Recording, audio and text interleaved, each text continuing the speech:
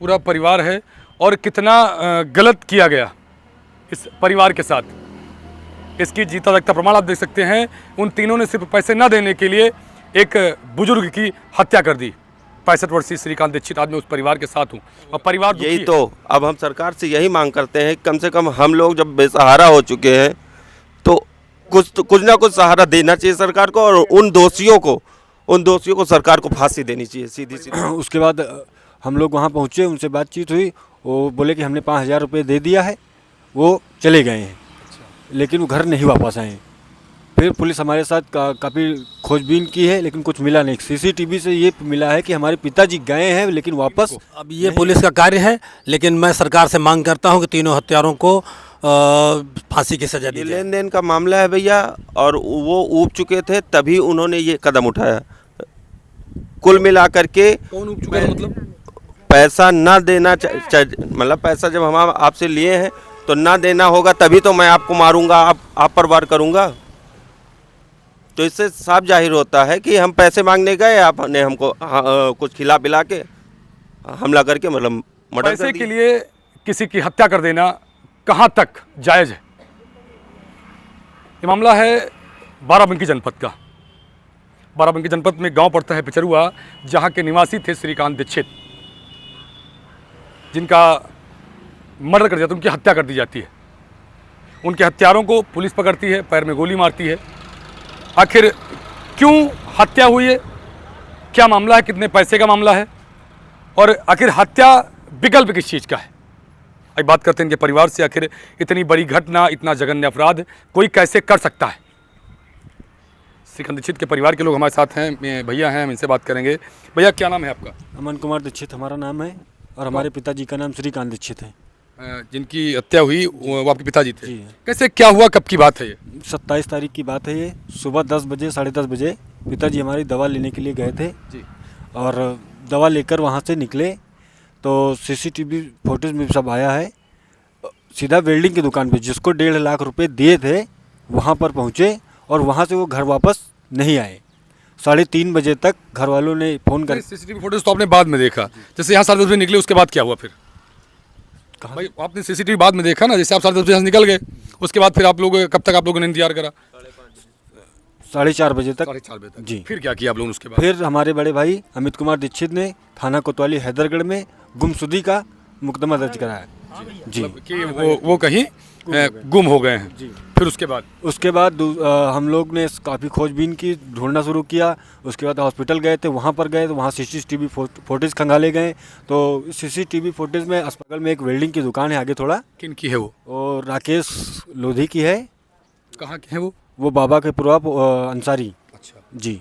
फिर वहाँ उसके बाद उसके बाद हम लोग वहाँ पहुँचे, उनसे बातचीत हुई, वो बोले कि हमने 5,000 रुपये दे दिया है, वो चले गए हैं। लेकिन वो घर नहीं वापस आए। फिर पुलिस हमारे साथ काफ़ी खोजबीन की है लेकिन कुछ मिला नहीं। सीसीटीवी से ये मिला है कि हमारे पिताजी गए हैं लेकिन वापस नहीं आए। मतलब दुकान के अंदर का फोटो वीडियो है? दुकान के अंदर का नहीं है। हाँ। दुकान के मतलब वहाँ दुकान पे वहाँ जाने का वीडियो, वापस आने का वीडियो नहीं है? वीडियो नहीं है। तो उसके बाद फिर कैसे पता चला, क्या हुआ? उसके बाद हमारे रिश्तेदार सब खोजबीन करते थे, इधर उधर सब बाहर दूर दूर ढूंढ रहे थे। तो जाकर बछरावा के पास एक नहर में मेरे पिताजी की लाश झाड़ियों में फंसी हुई मिली। आखिर मोटरसाइकिल से, उनका मोटरसाइकिल कहाँ है, किनके पास फ़ोन भी रहा होगा, फ़ोन कहाँ, उसका कुछ पता चला? अभी फ़ोन का तो पता नहीं चला। मोटरसाइकिल तो थाने में आ गई है। कहाँ मिली वो? वो बहुता गांव पड़ता है, वहाँ एक कुएं में मिली।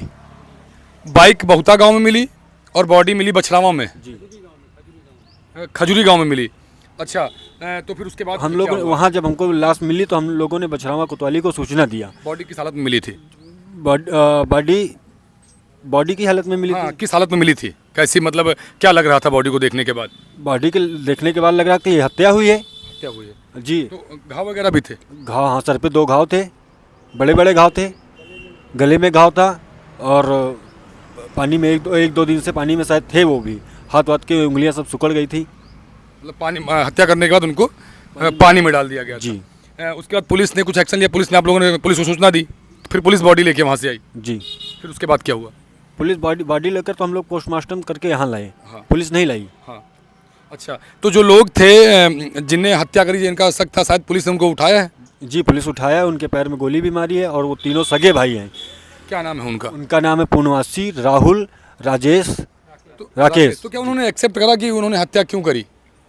एब्जेक्ट यही किया कि 1.5 लाख रुपए हमारे पिताजी ने उनको उधार दिया था और वो ना देने के कारण पिताजी का हत्या किया है।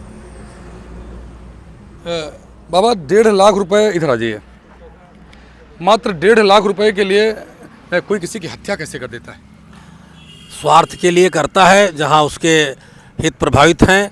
ये जघन्य अपराध हुआ है और ये बहुत ही नृशंस हत्या की गई है, ये बहुत ही निंदनीय है।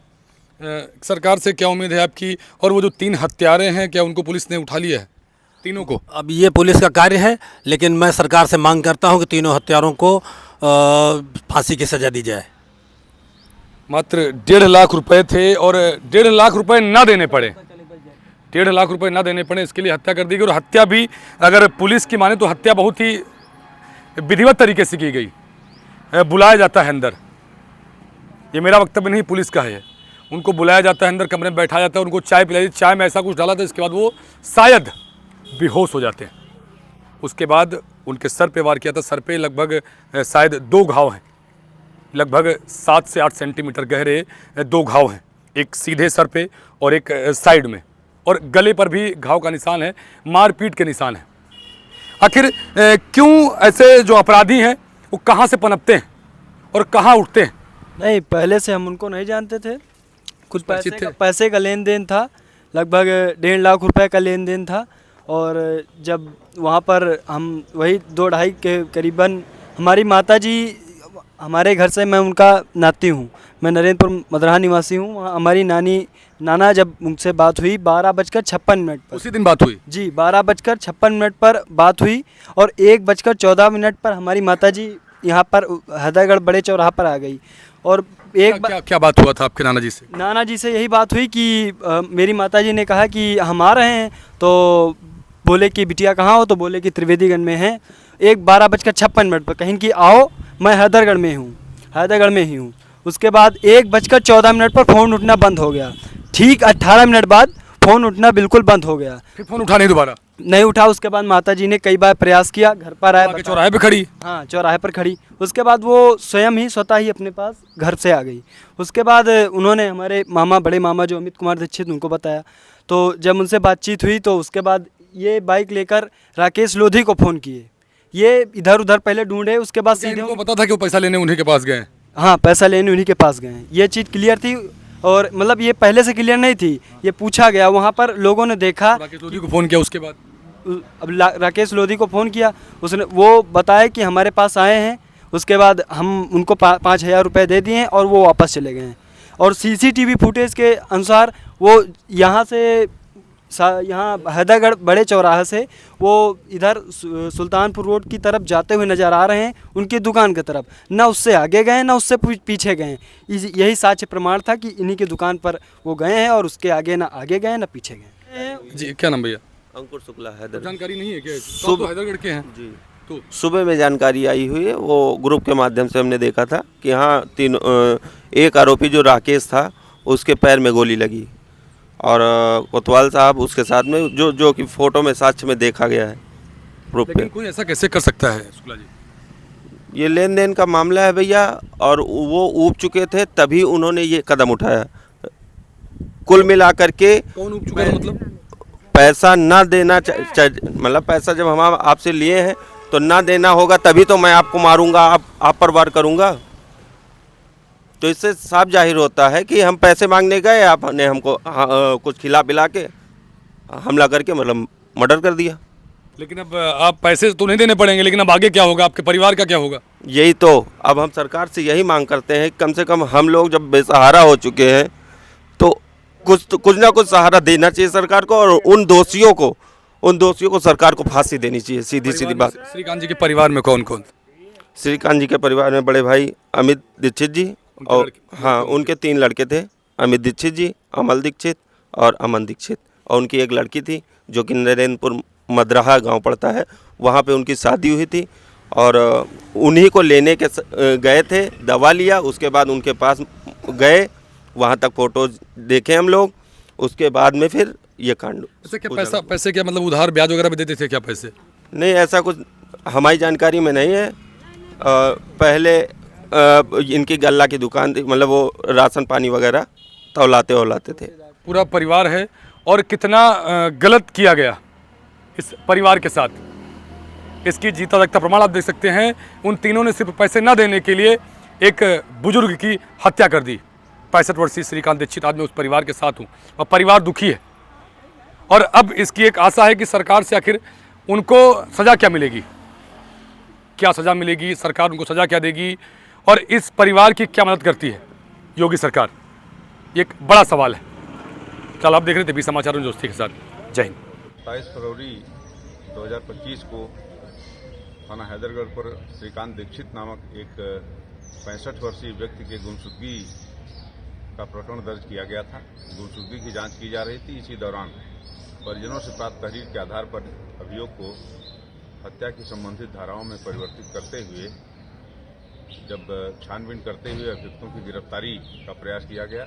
इसी दौरान हुई मुठभेड़ में एक अभियुक्त राकेश पुलिस मुठभेड़ में पुलिस के द्वारा आत्मरक्षा की गई कार्रवाई में फायरिंग में घायल हुआ, जिसको हॉस्पिटल भेजा गया। शेष 2 अभियुक्त पूर्णमासी और राहुल को गिरफ्तार कर लिया गया है।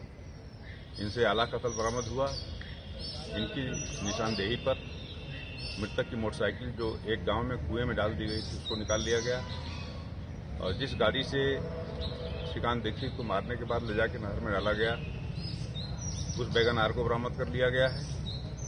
प्रकरण की छानबीन में पाया गया कि 1.5 लाख रुपए श्रीकांत दीक्षित से अभियुक्तों ने लिया था, वापस न करना पड़े, इसलिए जब इनके वेल्डिंग की दुकान में श्रीकांत दीक्षित गए, बहाने से अंदर बुला के इनको मार दिया गया था। इस प्रकार से घटना का पटाक्षेप हुआ, अनावरण हुआ और अभियुक्तों को गिरफ्तार कर लिया गया। पूरे प्रकरण में आवश्यक विधिक कार्रवाई नियमानुसार की जा रही है।